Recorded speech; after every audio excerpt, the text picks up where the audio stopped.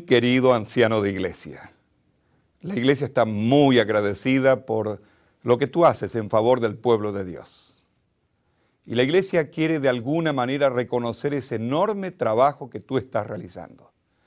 Durante estos últimos meses, sin duda has recibido la Biblia del anciano, esa Biblia que fue preparada con mucho amor, con mucho cariño, para que en ese libro extraordinario puedas encontrarte cada día con Jesús y compartir ese Jesús con cada uno de los miembros de iglesia. La iglesia está agradecida también porque sabe que en tus manos está la responsabilidad de trabajar junto con el pastor de la iglesia para alimentar al pueblo de Dios. La tarea es enorme, alimentar al pueblo de Dios con las Sagradas Escrituras, con el mensaje que Dios tiene para su pueblo en este tiempo.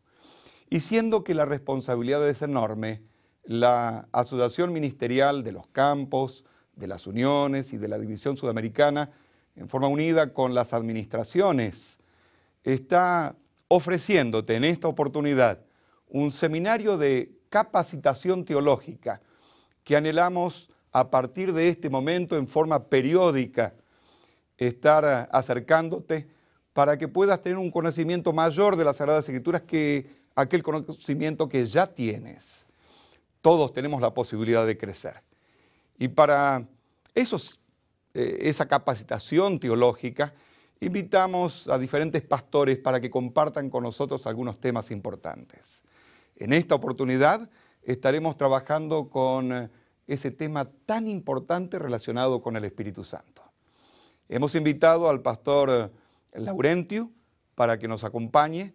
El pastor Laurentiu Ionescu es pastor oriundo de Rumania, pero con el corazón en Sudamérica.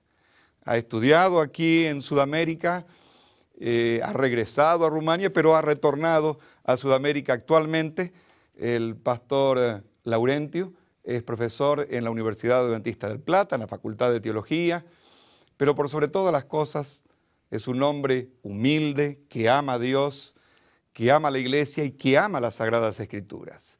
Y en esta oportunidad estará compartiendo con nosotros este tema importante. Gracias, pastor, por acompañarnos.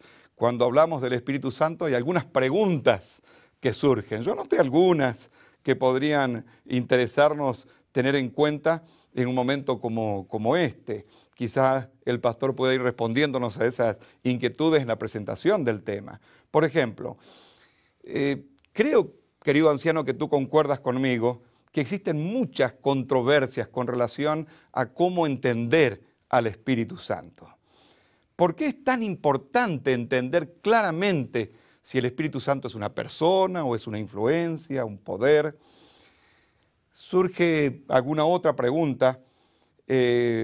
¿Cuáles son algunas de las herejías más conocidas a través de los tiempos? Y quizá esas herejías que de pronto surgieron hace muchos siglos vuelven a resurgir a lo largo del tiempo. ¿Cuáles son las acciones del Espíritu Santo? ¿Cuál es la naturaleza del Espíritu Santo? ¿Cuál es el rol que el Espíritu Santo cumple en el tiempo en el cual nosotros vivimos? Sabemos también, por lo que leemos en las Sagradas Escrituras, que existen diferentes títulos para presentar al Espíritu Santo. ¿Por qué tantos títulos? ¿Qué significan? Son algunas de las preguntas que estaríamos abordando en esta capacitación teológica para los ancianos. Pero antes de abrir las Sagradas Escrituras, ¿por qué no inclinamos nuestro rostro y hablamos con Dios pidiendo su compañía, su presencia en nuestro medio? No debiéramos abrir las Sagradas Escrituras sin tener la seguridad de que Dios está con nosotros. Vamos a orar. Querido y eterno Padre, qué hermoso es acercarnos ante tu presencia. Qué hermoso es saber que tú estás dispuesto a enseñarnos. Querido Padre, en esta oportunidad, al abrir tu palabra, enséñanos, danos sabiduría, danos el poder de lo alto para comprender la revelación que tú has dejado para nosotros.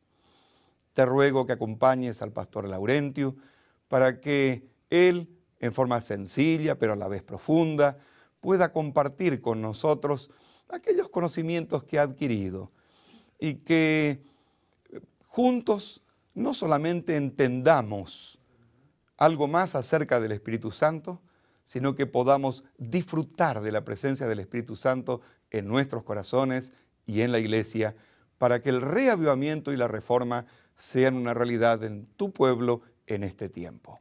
Gracias por estar con nosotros y acompañarnos en esta capacitación. En el nombre de Jesús. Amén.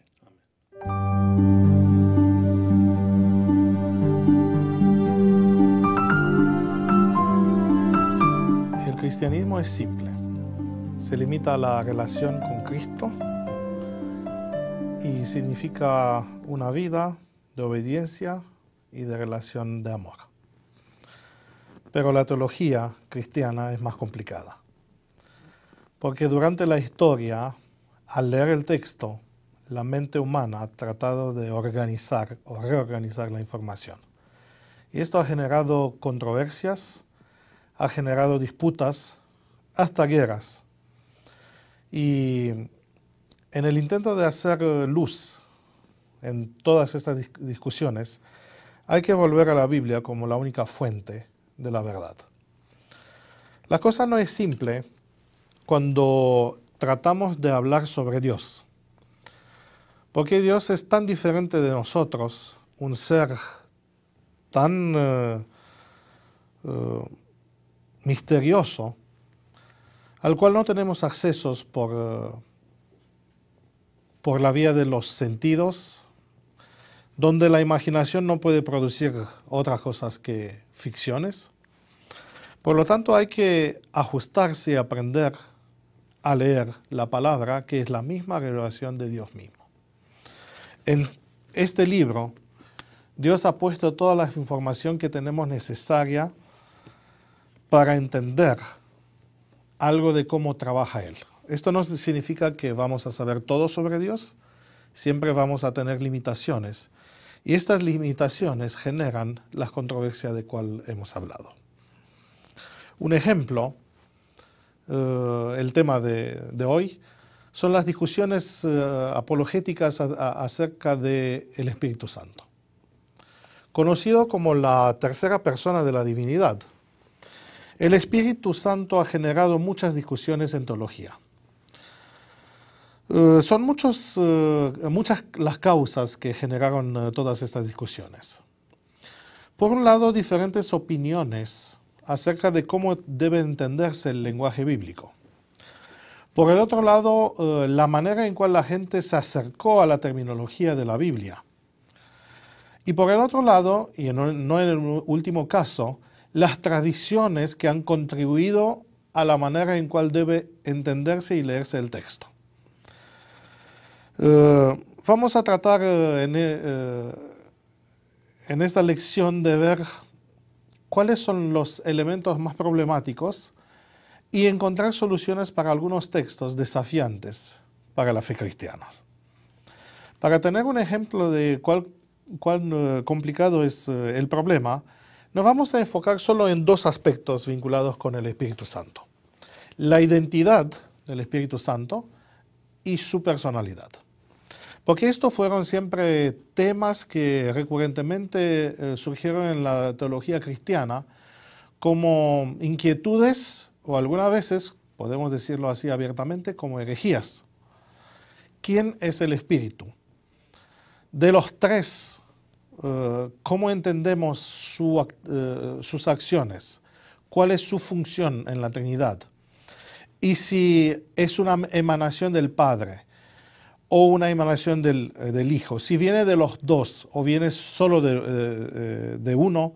Estas son algunas de las preguntas que han generado discusiones interminables en los concilios ecuménicos, que se concretizaron en dogmas, algunas de ellos no muy claras. Por esto no vamos a enfatizar tanto la resolución que la gente encontró para algunos de estos problemas, sino vamos a tratar de encontrar lo que dice la Biblia acerca de estos problemas. La primera de ellas, la problemática se genera desde el lenguaje de la Biblia. Tenemos acá en Joel 2,23 un ejemplo de textos o un ejemplo de declaraciones que pueden generar discusiones. Permítanme leer este texto para ver cuál es la problemática. Dice Joel, es una promesa, una profecía futura para el futuro. Vosotros también, hijos de Sión, alegraos y gozaos en Jehová vuestro Dios, porque os dará el maestro para la justicia, hará descender sobre vosotros lluvia temprana y tardía como al principio. El texto es inteligible, no tiene problemas, pero cuando entramos en detalles, encontramos algunos elementos que son específicos al lenguaje bíblico. Por un lado, terminología personal, fíjense que se menciona acá maestro, y por el otro lado una terminología impersonal, lluvia, tardía y temprana, en un paralelismo que no nos permite aplicarlo a otras personas. Así que es una promesa de un espíritu o un maestro para la justicia que en otros lugares se va a identificar con el Espíritu Santo. Y ahora surge la discusión, ¿cuál de estos aspectos son literales y tienen que tomarse así? ¿Y cuál de esos aspectos son simbólicos o metafóricos y deben entenderse así?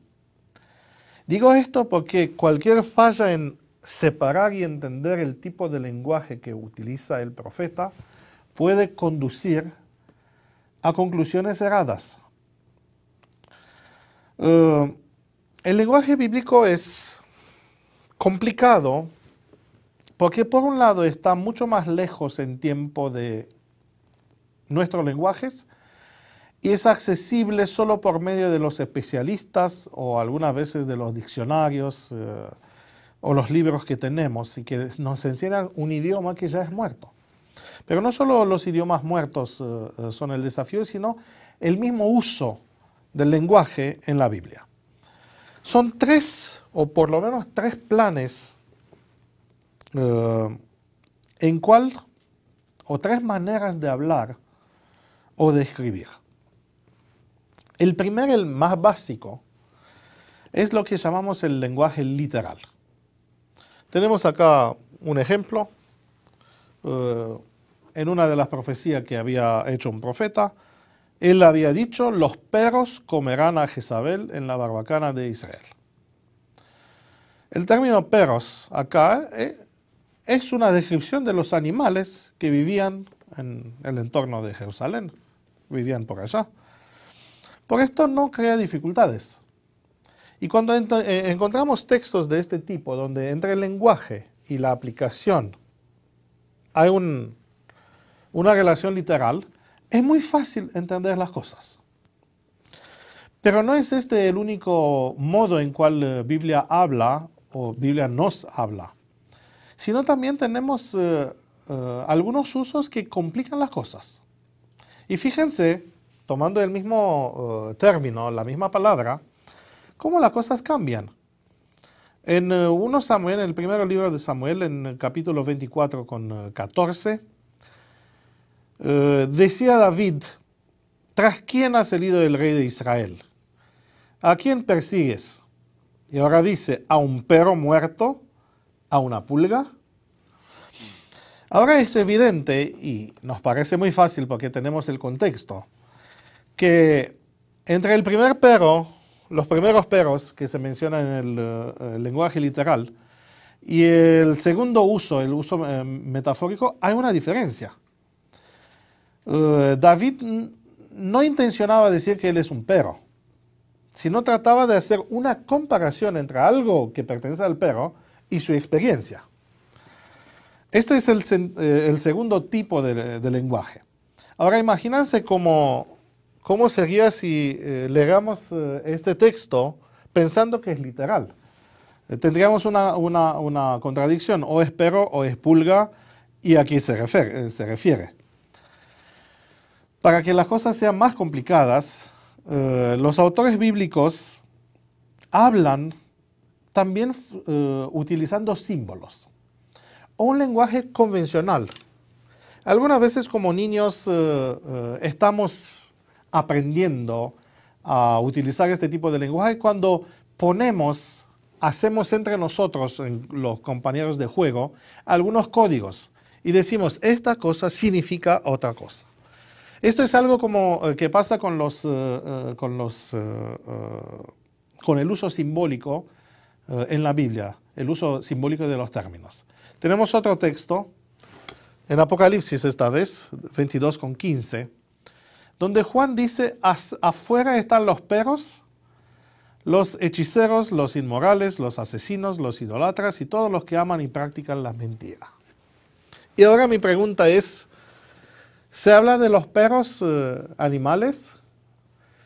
¿O se habla en un sentido figurado de alguien como David, que está huyendo, que no tiene mucho valor, que no es significante, una pulga, un muerto, un perro muerto, como dice él? ¿Se habla de esto o es otra cosa? Sabemos, por la literatura extrabíblica y por otras fuentes históricas, que en este caso Juan está utilizando un término en un sentido muy específico. Y no son ni los perros, no es ni una categoría metafórica, sino es una convención social donde algunos tipos de sacerdotes, prostitutos, hombres, eran llamados perros. Así que fíjense cómo de repente la misma palabra puede tener tres significados tan diferentes. Para añadir más a la complejidad del lenguaje, entre el texto bíblico y la realidad que la describe, existen tres tipos de relaciones. Yo la he dibujado acá en esta imagen para que tengamos así una idea de cómo funcionan estas relaciones. Por ejemplo, el primer tipo de relación es la relación de tipo igualdad. Entre el texto y la realidad no hay ninguna diferencia. Cuando el texto describe una torre, sea la Torre de Babel, la realidad existe y está descrito, resumida en palabras. Esto es un tipo de relación. Pero hay el otro tipo, que puede ser el tipo o el uso metafórico, donde entre la realidad y el texto existe una correspondencia, pero una correspondencia imperfecta. Cuando la Biblia dice, o cuando Jesús había dicho que quise llevarte bajo mis alas como hace la gallina, o cuando en los Salmos el salmista dice, Dios nos cubre con sus alas, entre la realidad y el texto no hay una correspondencia de igualdad. Dios no tiene alas, Dios no tiene plumas, Dios no es una gallina. Como tampoco cuando la Biblia dice que Dios es una roca o una fortaleza. Se intenciona una igualdad entre texto y realidad. Por esto, algunas veces, cuando alguien lea la Biblia y no identifica este tipo de lenguaje, puede crear problemas. Y muchas de las doctrinas controversiales acerca de Cristo, acerca del Espíritu Santo, acerca de la Trinidad, parten de una falla metodológica de identificar el tipo de texto. El tercer tipo de relación entre el texto y la realidad es una de incongruencia, como que el texto no describe la realidad o la realidad descrita por el texto está otra. ¿Se acuerdan la parábola de los árboles que se juntaron para tomarse un rey? Nunca pasó en la realidad algo así. Como tampoco pasó lo que está descrito en la parábola de Lázaro. O hay otras partes de la Biblia donde lo que se describe es otra cosa de lo que dice el texto. Hay que tener cuidado cuando leemos el texto de la Biblia porque si fallamos en identificar estos tres tipos de relaciones, podemos llegar a conclusiones muy complicadas. Y esto, hablando ahora directamente del Espíritu Santo, esto es la causa de la mayoría de las controversias o de las disputas acerca de quién y cómo obra el Espíritu Santo en nuestra vida. Vamos a ver un poquito qué tipo de clases de discusiones se generaron partiendo de la complejidad del texto. Como saben, el tema de la Trinidad no es un tema fácil, porque hablar sobre Dios no es una cosa fácil. Pero si juntamos todo lo que se ha dicho, todo lo que se ha escrito, todas las resoluciones, los concilios, todas las discusiones, podemos encontrar como 4 o 5 tipos de discusiones acerca del Espíritu Santo. Primero, la primera está vinculada con la naturaleza del Espíritu. En sí, el lenguaje humano y los dos idiomas bíblicos, griego y el hebreo, están muy complicados en tratar de describir el Espíritu Santo y su naturaleza por medio de las palabras limitadas. Sea que usamos el término ruach, viento, que se utiliza en el Antiguo Testamento, o sea el neutro pneumatos del griego, que describe también viento, puede describir la respiración y otras cosas. Así que fíjense, tenemos una realidad compleja que se describe por una palabra limitada. Por esto, cuando hablamos de la naturaleza del Espíritu Santo, hay que encontrar y hay que asumir que todo el lenguaje es limitado, porque Dios no puede ser expresado totalmente por las palabras. Y más después de Babel. Ustedes saben que Babel fue un golpe terrible para nuestra capacidad de describir. Si Adán miraba a los animales y podía darles nombres y los nombres reflejaban la realidad, después de Babel y en Babel pasó esto, que en nuestra mente y en nuestro lenguaje hay una separación, una barrera que no es siempre fácil de resolverla. Esto lo siente cualquier persona que aprende a hablar, cualquier persona que tiene que hablar en otro idioma. Estas limitaciones entre lo que queremos decir y que nos sale por las palabras genera muchas frustraciones. Y por esto, cuando hablamos de la naturaleza, estamos frente a una situación muy frustrante, porque es algo muy complejo y muy interesante, y tristemente no tenemos suficientes palabras para expresar esta realidad compleja. Las otras discusiones acerca del Espíritu Santo están vinculadas con el concepto de unidad, igualdad y jerarquía. Digo esto porque siempre tratamos de describir las cosas que no sabemos por medio de las cosas que las conocemos. Y como a Dios no lo conocemos directamente, muchas veces cuando se han construido imágenes mentales acerca de Dios, se partió de los modelos que son específicos a nosotros mismos. Y una de las cosas que surge cuando 3 personas se juntan es que de una forma u otra, en un momento tienen que decidirse quién es el más grande. Y este modelo de la jerarquía, quién es el más grande y quién es el más pequeño, fue una forma de mirar la realidad de la Trinidad. Y siempre han surgido discusiones. Si el Padre es más grande que todos, si el Hijo es en el segundo lugar, si el Espíritu es en el tercero.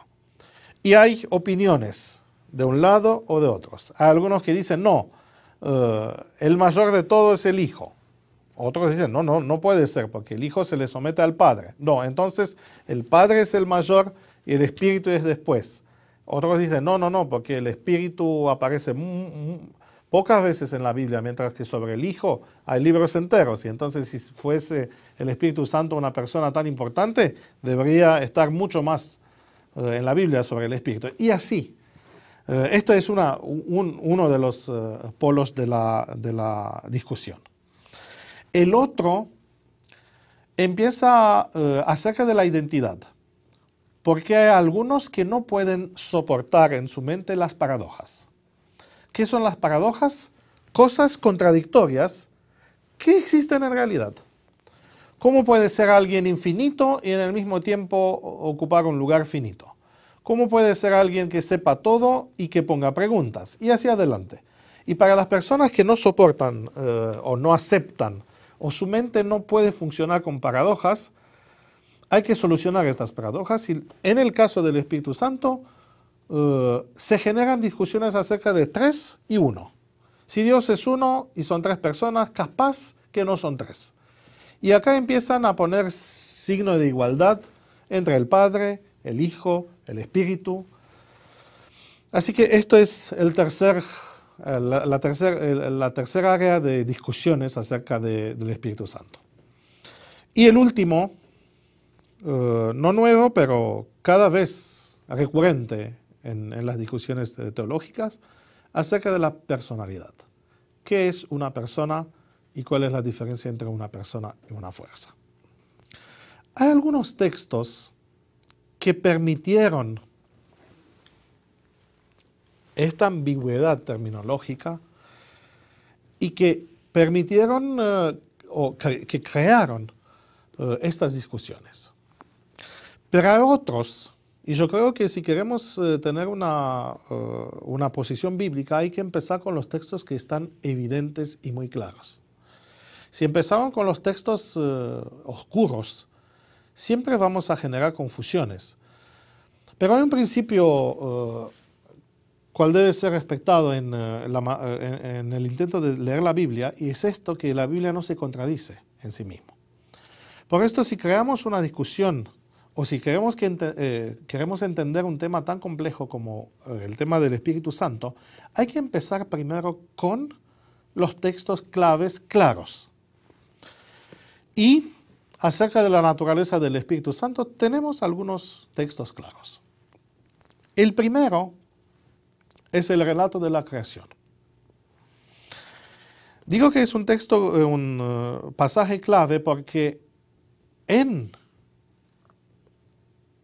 el texto del prólogo de Génesis se están estableciendo todos los elementos que son importantes para construir la teología bíblica. Primero, Dios es presentado como una persona.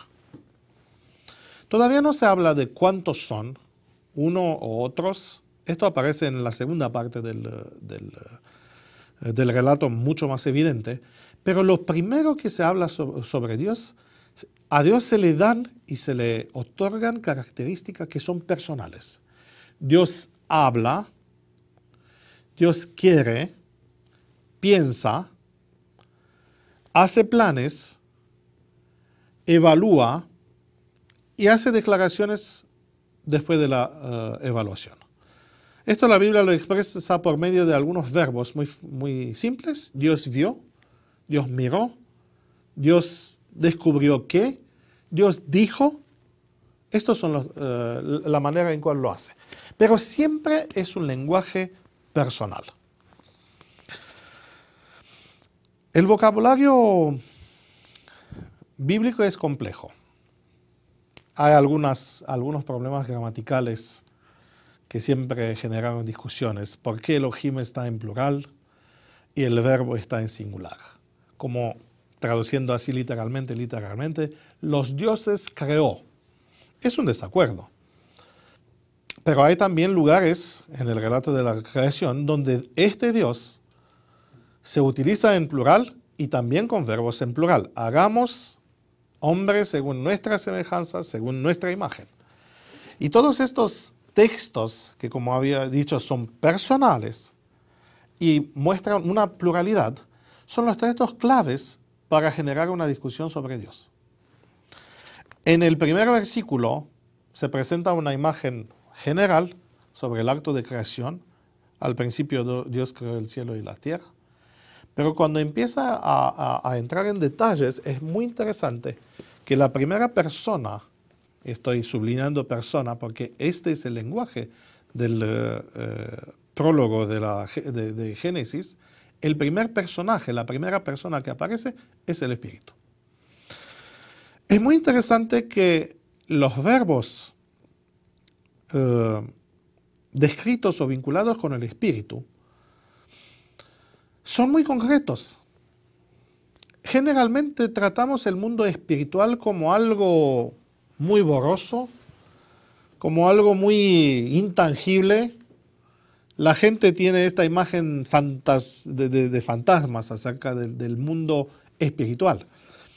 Pero en este caso Moisés, en la visión que tuvo acerca de los principios, de los orígenes, describe al Espíritu de Dios en una manera muy, muy activa, muy visible y muy presente.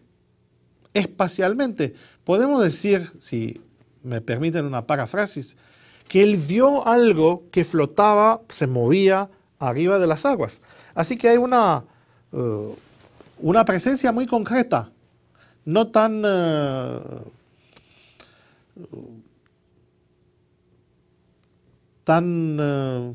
¿cómo decirlo? Tipo fantasma, como se describe algunas veces el mundo espiritual. Esto es importante porque sabemos que el lenguaje de Génesis es un lenguaje literal, así está intencionado.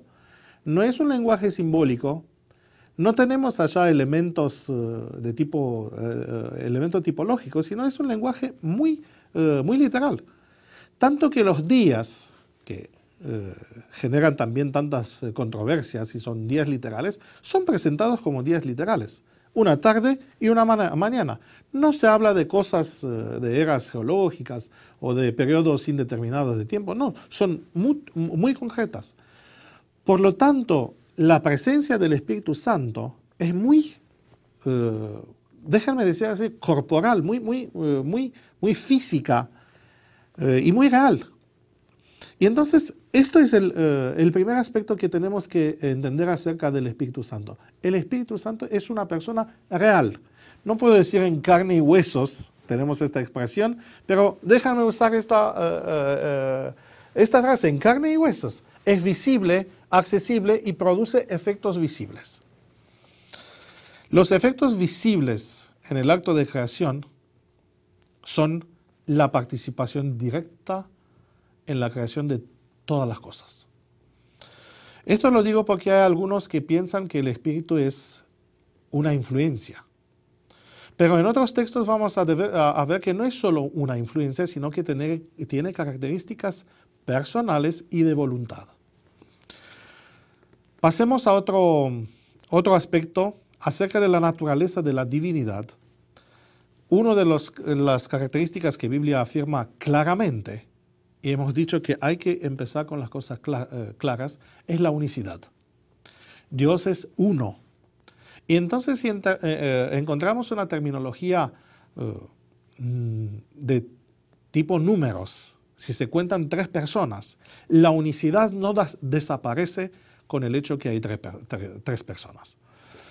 Por esto, la unicidad de Dios reside en su naturaleza. En Isaías 44:8, Dios dice, vosotros sois mis testigos. ¿Hay otro Dios fuera de mí? ¿O hay otra roca? Las discusiones acerca, ¿hay otros dioses? No hay. Y Dios mismo, acerca de esta realidad de la divinidad, dice, yo no conozco a otro. Por esto, si hablamos del Espíritu, entonces como Dios es único, también el Espíritu es único. ¿Y qué hacemos entonces con todos los nombres que tiene? Porque el Espíritu tiene y está presentado en muchos nombres. Estos nombres son, como en el caso de Jesús, distintos aspectos de la misma persona. Por esto no hay que pensar que son mucho más de que un espíritu, como tampoco pensamos que hay mucho más que un solo Dios. La Biblia afirma esto, que hay un solo Dios. El otro aspecto que hay que entenderlo, y esto es importante para verlo después en las disputas teológicas acerca del Espíritu Santo, es el principio de igualdad y unidad. El primero lo tenemos en Mateo 28:19. Id pues y haced discípulos de todas las naciones, bautizándolos en el nombre del Padre, del Hijo y del Espíritu. Es necesario que sean bautizados en el nombre de todos, y es muy interesante que no dice en los nombres. Y esto es el primer indicio de la unidad adentro de la Trinidad. Son 3 con un solo nombre. Después Jesús había afirmado este tipo de vínculo también en su relación con el Padre. ¿No crees que yo estoy en el Padre y el Padre en mí? Las palabras que yo os digo no las hablo por mi propia cuenta, sino que el Padre que mora en mí es que hace las obras. Creedme que yo estoy en el Padre y el Padre está en mí. Es una declaración complicada para nuestra mente, pero hay que tomarlo como una expresión de la revelación. Y la única forma, no por lógica, sino la única forma de aceptarla es el consejo que Jesús mismo dice: creen esto, créenme que yo estoy en el Padre y el Padre está en mí. Y él seguro sabe mejor sobre esto que los teólogos o los herejes que tratan de interpretar o malinterpretar estas declaraciones de Jesús. Después tenemos las declaraciones como yo rogaré al Padre, y de nuevo son presentes distintas personas, y Él los dará otro consolador. Sobre este otro se ha escrito mucho. En el idioma griego hay distintos matices. Es otro de la misma cualidad. Por esto queda el principio de igualdad y unidad, porque en el griego se podría expresar otro distinto de otra forma, pero Juan elige este término, decir otro consolador como yo, o de la misma naturaleza como yo. Y si el Padre es igual con el Hijo y el Hijo tiene un consolador que es igual como Él, entonces hay una igualdad y unidad entre los tres miembros. Ahora entramos en el asunto de las paradojas. Aunque son tres y aunque son una, son distintos. Y esto fue lo que generó muchas discusiones entre, por ejemplo, los sabelianistas o los modalistas, que decían: no, es imposible que Dios sea tres. No, Dios se muestra distinto en distintas formas o en distintos periodos de la historia. Falso. Y el primer argumento y el argumento más fuerte que podemos tener contra estas opiniones es como que en realidad Dios no son tres personas distintas, sino es una sola persona que se muestra en tres formas distintas. Es el relato del bautismo. Acá tengo en el texto, tengo subrayadas en negrita las palabras importantes. Después de ser bautizado, Jesús salió del agua inmediatamente, y aquí los cielos se abrieron, y él, Jesús, sí, vio al Espíritu de Dios que descendía como una paloma, y venía sobre él. Y aquí se oyó una voz de los cielos que decía: este es mi Hijo amado, en quien me he complacido. Y para que las cosas no quedan así inciertas, porque uno puede decir: ¿y de quién es esta voz de los cielos? La Biblia, que es su propio intérprete, en 2 Pedro 1:17 dice: pues cuando él recibió honor y gloria de Dios el Padre, la majestuosa gloria le hizo esta declaración: este es mi Hijo amado, en quien me he complacido. Así que la Biblia aclara muy fácil que la voz del cielo que se escuchó es la voz del Padre. Así que tenemos en este relato, en el mismo tiempo, y déjame decir así, en el espacio visible, al Hijo en el agua, Jesús, al Espíritu bajando del cielo, y al Padre arriba en el cielo hablando. Son tres. Así que son tres, una y distintas. Acá sería buena la matemática o algunos aspectos de la ciencia de la lógica para entender o profundizar un poquito esto de la identidad distinta. La primera, podemos decir así, fórmula o ecuación que tenemos que clarificar en nuestra mente, aunque hay muchos que no la tienen claro y hay muchas herejías que no tienen claros estos puntos, es la siguiente: el Padre no es el Espíritu. Hay una distinción, una identidad distinta. ¿De dónde tenemos esto? En las mismas palabras de Jesús. Y yo rogaré al Padre y Él os dará otro consolador. Acá es muy claro: Dios, el Padre, es uno y el consolador que lo da es otra. No es que el Padre se da a sí mismo. Por esto, el primer elemento que tenemos que entender es esto: el Padre no es el Espíritu. Bueno, Pero hay otros que dicen, bueno, pero capaz que el Padre y el Hijo son una. No, no, tampoco es esto verdad. El Padre no es el Hijo. Parece una locura hablar en hacer estas declaraciones, pero son necesarias porque en el ámbito de la discusión acerca del Espíritu Santo se crean confusiones acerca de estas verdades simples. El Padre no es el Hijo. Tenemos prueba. Adelantándose un poco, cayó sobre su rostro orando y diciendo, Padre mío, si es posible que pase de mí esta copa, pero no sea como yo quiero, sino como tú quieres. Y fíjense que en este caso, Jesús declara que Él y el Padre tienen, por lo menos, voluntades o quieren cosas distintas. Así que el Padre no es el Hijo. Y ahora seguimos con la tercera imagen. El Hijo no es el Espíritu, aunque hay muchos que lean mal algunos textos y llegan a esta conclusión. ¿De dónde sabemos? Para mí el argumento más claro acerca de esto son las palabras de Jesús. ¿Se acuerdan cuando Él hizo un milagro de curación y los fariseos que estaban por allá empezaron a decir que Él hace milagros con el poder de Belzebub, de Satanás? Jesús tuvo unas declaraciones muy fuertes.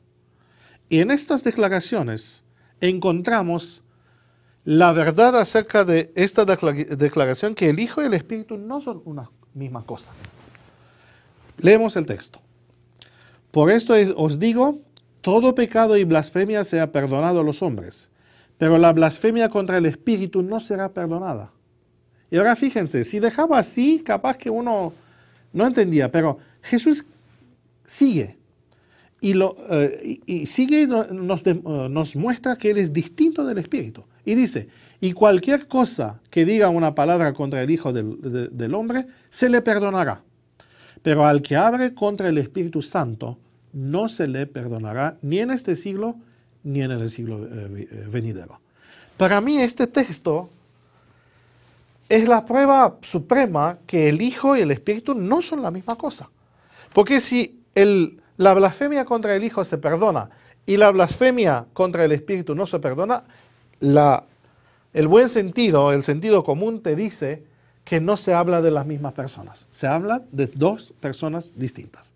Así que sumando todo esto, todas estas informaciones, no podemos aceptar las herejías que dicen que el Padre y el Hijo son una. Una en el sentido que es la misma persona, ¿no?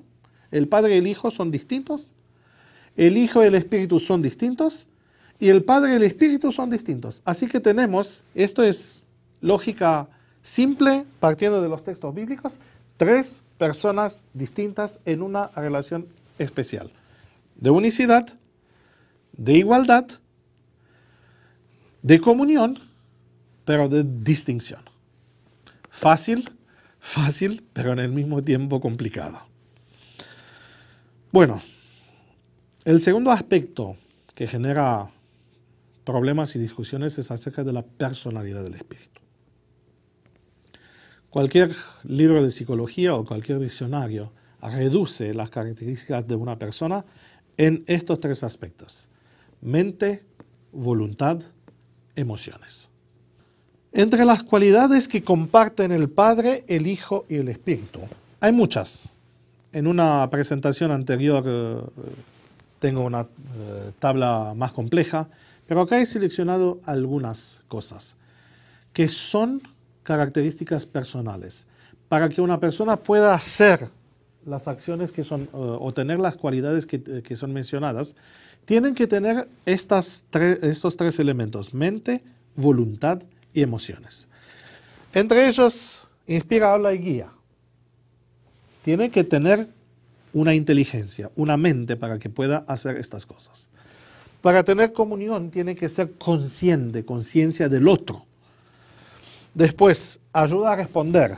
Es una inteligencia que entiende cosas Y no solo que reproduce informaciones, porque esto lo puede hacer también un libro, tener informaciones, sino interactúa estas informaciones con un problema que surge en un momento. Y esto significa que se adapta a una realidad cambiante. Esto no lo puede hacer una fuerza. Generalmente las fuerzas que conocemos en la física son constantes, por esto se llaman constantes universales. Tienen una graduación, pero no tienen funciones de adaptación y variación como puede ser ayuda a responder. Puede ser mentido. Yo no puedo mentir el calor, tampoco puede mentir la luz, tampoco puedo mentir solo una persona.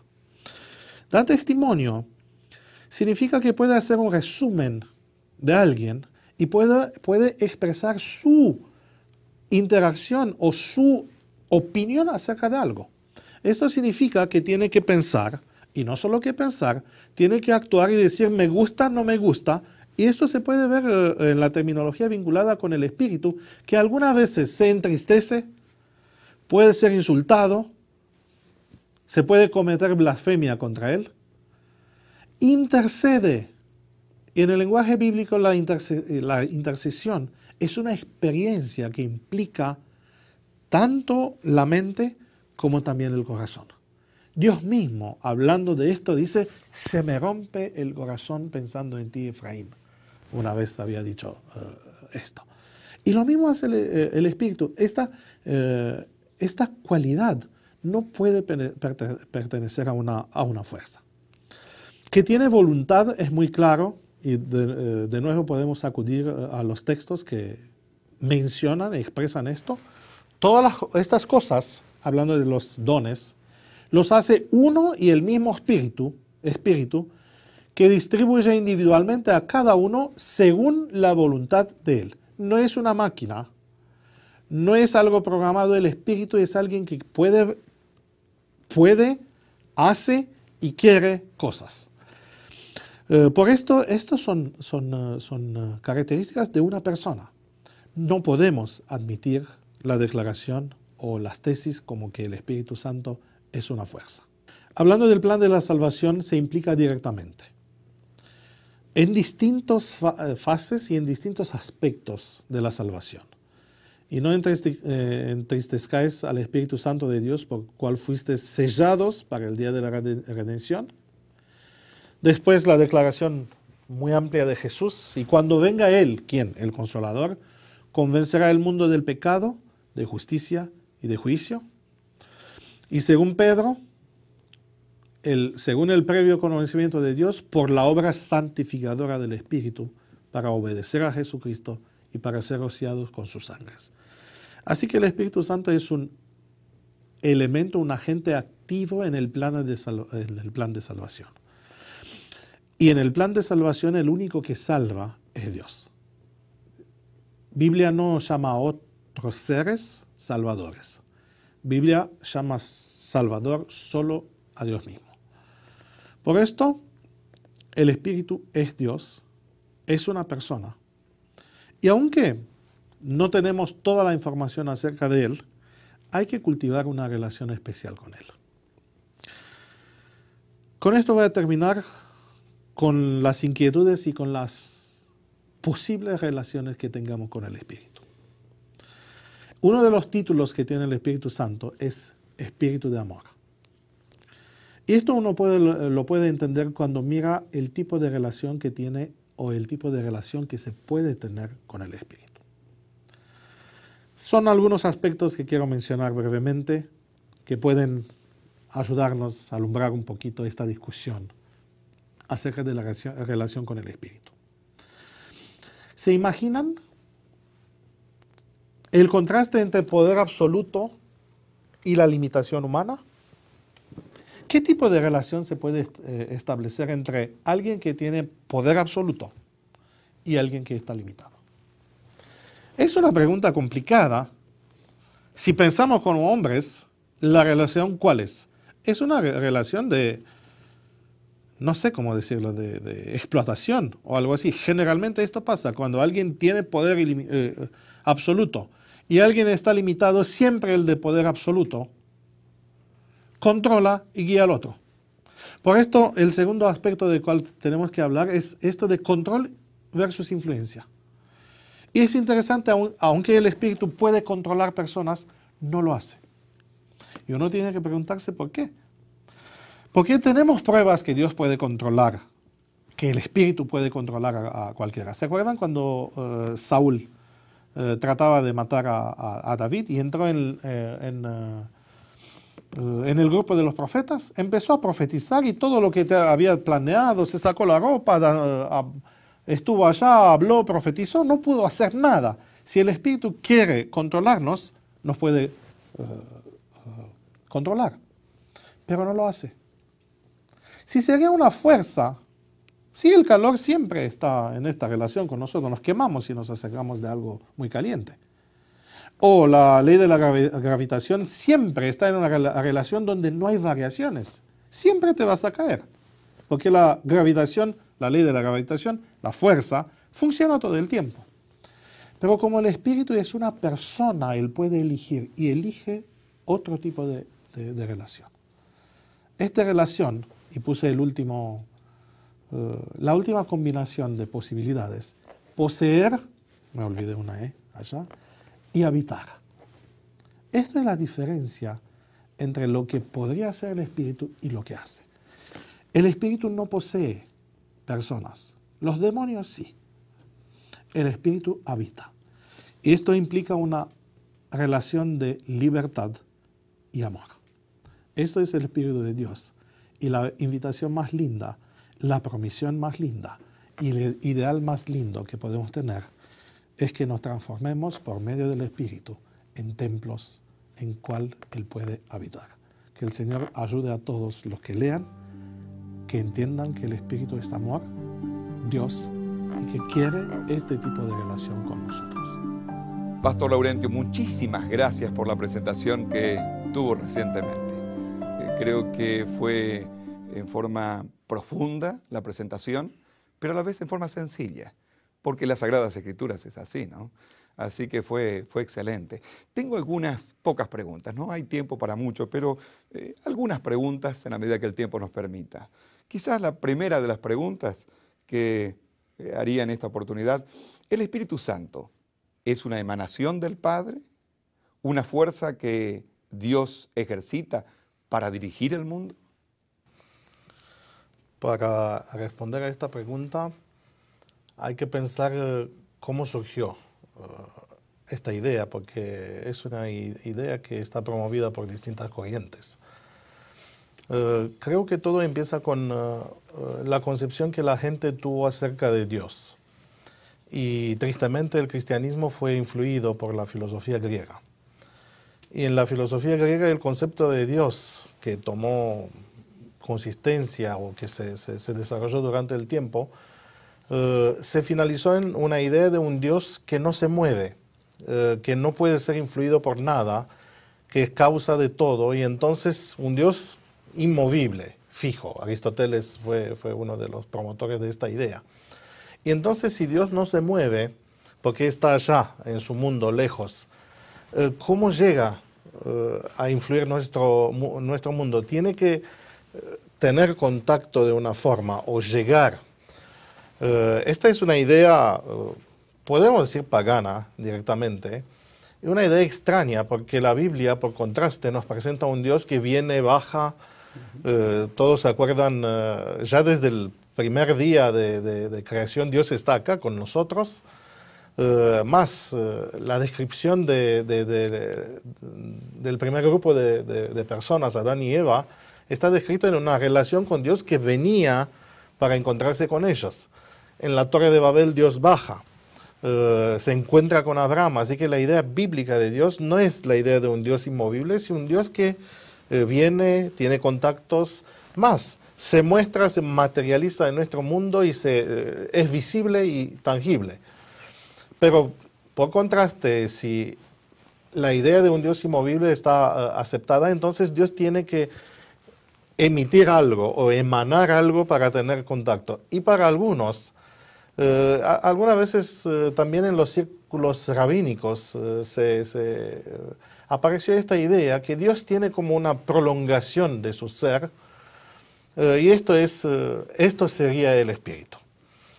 Esto es para mí inconcebible, porque de esta forma podemos o creamos una segmentación en la naturaleza de Dios. Y para muchos esta emanación, como que no es suficiente, es impersonal. Así que tenemos una parte en Dios que es personal, que piensa, y hay otra, como una cámara remota o algo así, que tiene como propósito influir y dirigir el mundo. Esta es una idea extraña. En la Biblia no encontramos textos que pueden sostener esta idea. El Espíritu Santo está presentado como una persona distinta del Padre, no una emanación de Él, aunque el lenguaje algunas veces habla de esta capacidad de Dios de dar su Espíritu a distintas personas. Pero esto no transforma al Espíritu en una emanación, en una fuerza. Más, hay suficientes textos en Escritura que demuestran que el Espíritu Santo tiene voluntad propia, algunas veces toma decisiones, y es muy interesante que en el libro de Apocalipsis está presentando como hablando él mismo. Y sería muy extraño que una emanación de alguien hable o que haga. Son ideas que fueron inventadas por la imaginación, porque algunas veces el método por el cual se está haciendo teología es un método errado. Nos imaginamos cosas sobre Dios, utilizamos la lógica, y claro, si Dios es inmovible, algo tiene que tener para llegar a nuestro mundo.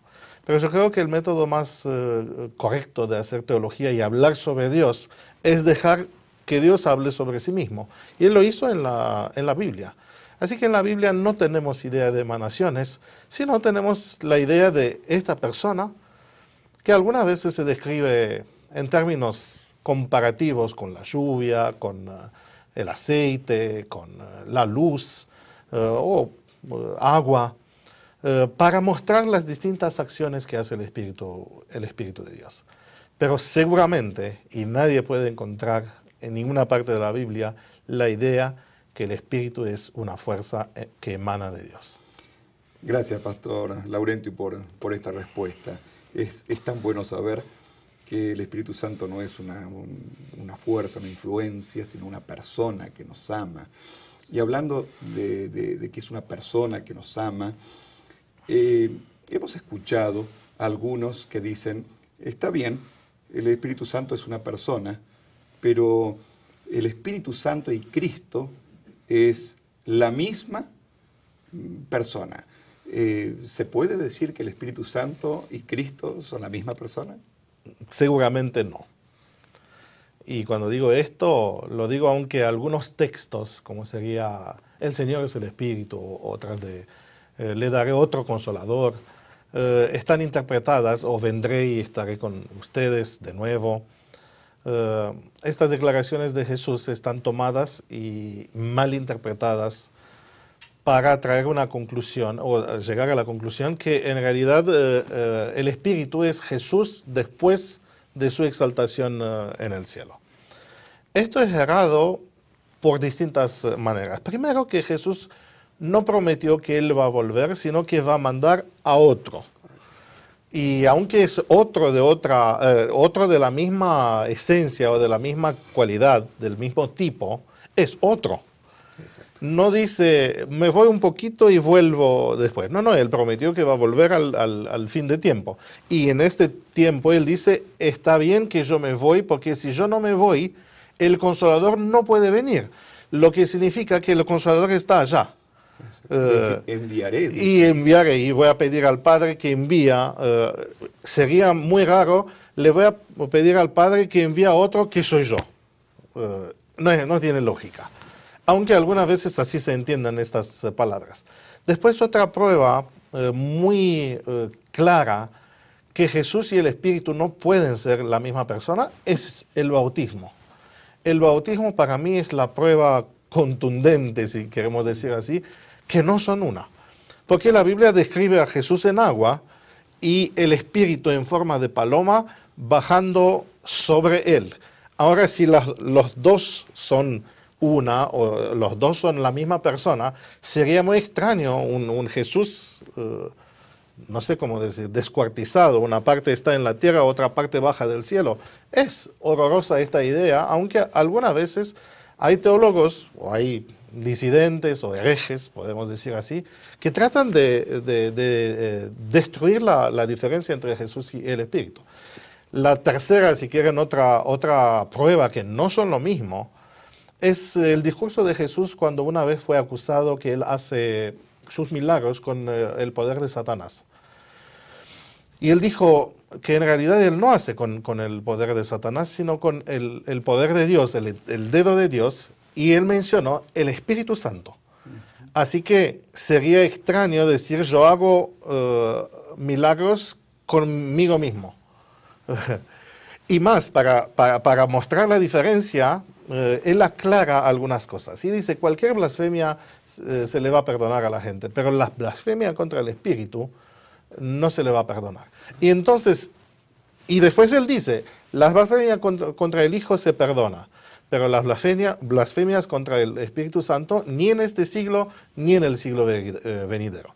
Entonces, si a uno se le perdona y hacia otro no se le perdona, entonces hay una distinción. No puede ser que la misma persona, por un lado se le perdona la blasfemia contra el Hijo, pero por el otro lado el Espíritu, siendo el mismo Hijo, no se le perdona. Esto es evidente, es una prueba más, que el Espíritu y el Hijo son personas distintas.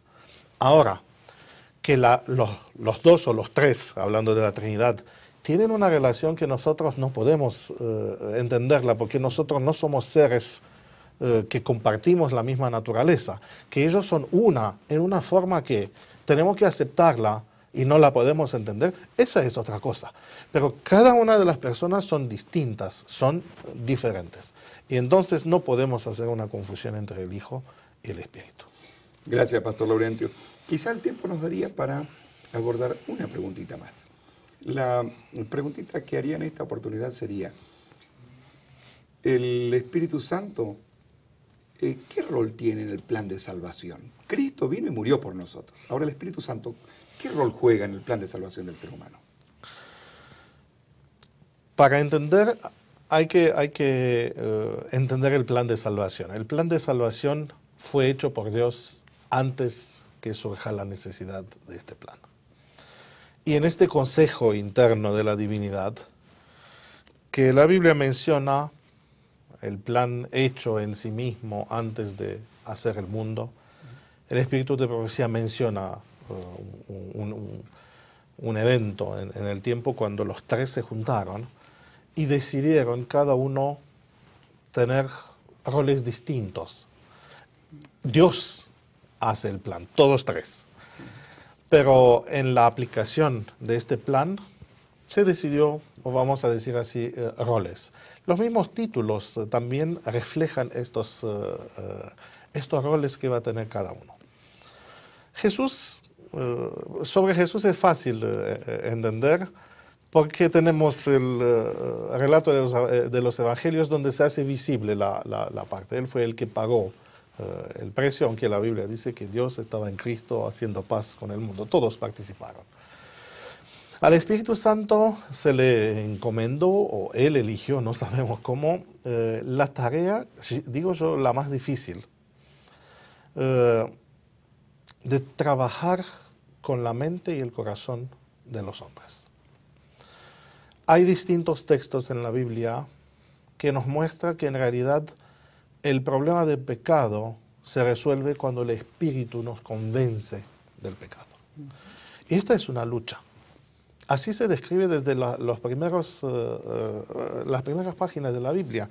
En Génesis 6, cuando Dios decide destruir el mundo porque todos sus pensamientos, todas las ideas del hombre, todo lo que pensaba están para el mal, Dios dice, mi espíritu no peleará más con ustedes. Así que el espíritu tiene que pelear en nuestra mente, traer argumentos, convencernos y no sé cómo reorganizar nuestra mente para que podamos entender las acciones de Dios. Porque por nuestra naturaleza mala estamos en una enemistad con Dios. Y esta enemistad se resuelve solo cuando el Espíritu nos convence y cuando nosotros reconocemos la necesidad de tener. Es un trabajo duro, porque algunas veces tarda años, casi una vida, y en algunos casos no se termina. El Espíritu no vence. Generalmente cuando el Espíritu no vence, una persona está perdida. Y la Biblia utiliza un lenguaje muy emocional cuando dice que Él se entristece. No solo esto, que suspira, llora por nosotros.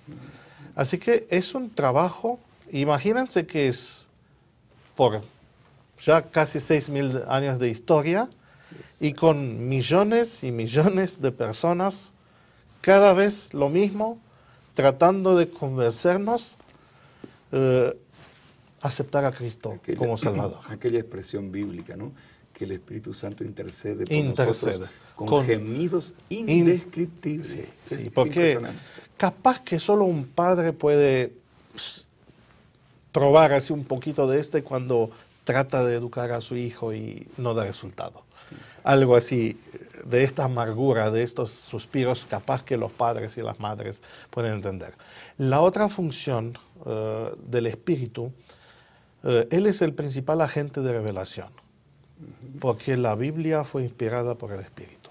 Dios habló y Dios tomó el control, ¿no?, de algunas personas, los capacitó en distintos momentos de la historia de la humanidad para que puedan expresar y tener acceso a informaciones que de otra forma serían inaccesibles. Dios habló por medio del Espíritu a nosotros. Así que creo que son bastante importantes los roles, aunque no son tan visibles. Es muy interesante que aunque el Espíritu Santo escribió el libro, Él no habló sobre sí.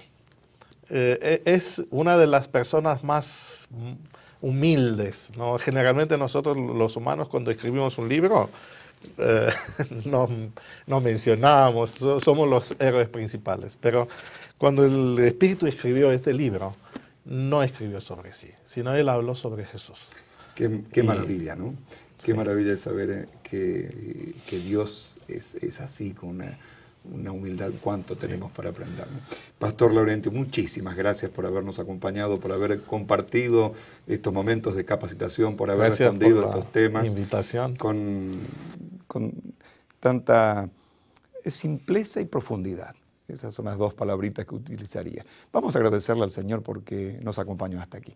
Vamos a orar. Dios y eterno Padre, hace algunos minutos rogábamos tu presencia en nuestro medio. Estamos seguros que has estado con nosotros. Con nosotros aquí al grabar esta capacitación y sin duda con cada anciano que está viendo esta capacitación, que está escuchando, que está disfrutando al escucharte a ti. Querido Padre, ayúdanos a ser conscientes que el Espíritu Santo es muy humilde y ayúdanos también a nosotros a practicar la humildad cada día más y que podamos asemejarnos cada vez más a ti. Por favor, bendice a cada anciano, bendice a su familia y bendice a su iglesia. Te lo pedimos por Jesús.